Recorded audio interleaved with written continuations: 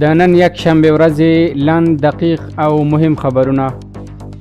عالی قدر امیر المؤمنین حفظه الله د ټولو ولایاتو د اطلاعات او فرهنګ رئیسانو سره وکتل. په یاده کتنه کې عالی قدر امیر المؤمنین حفظه الله لخوا د ولایتونو د اطلاعات او فرهنګ رئیسانو ته لازم هدایات او لارښوونې وشوې. هغوی خپل مکلفیتونو او دندو ته متوجه کړل شول او د کارونو په جریان کې د هر راز حمایت ډاډ ورکړل شو. د کورنیو چارو سرپرست وزیر خلیفه سراج الدین حقانی د خپل سفر په لړ کې فاریاب ولایت ته ورسید او هلته یوې غونډې ته په خبرو کې وویل که موږ غواړو چې آرام ژوند ولرو، پرمختګ ولرو او له دې ټولو سختیو خلاص شو، د دې ټولو کلي اتفاق دی. په اسلامي امارت کې الحمدلله دینی باور حاکم دی. په دې صف کې قومي فکر ته ځای نشته. د ریاست الوزرا سیاسي مرستیال او کفیل مولوي عبدالکبیر د افغانستان لپاره د ملګرو ملتونو له ځانګړي استازي او ملپلاوي سره وکتل.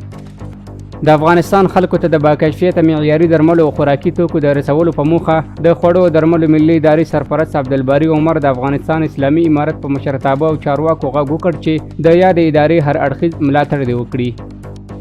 د لوړو زده کړو سرپرست وزیر شیخ ندا محمد ندیم وایي د نړۍ پر هیوادونو غږ کوو چې د افغانستان پر اوسني حکومت پوره باور وکړي او په بېلابېلو برخو کې ورسره همکاري وکړي.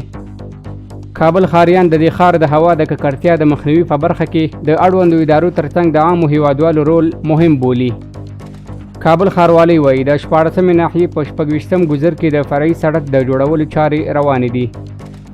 د زابل ولایت په مرکز کلات ښار کې له یو ښوونیز مرکز څخه 56 زده کوونکي له عصري او دیني زده کړو فارغ شول.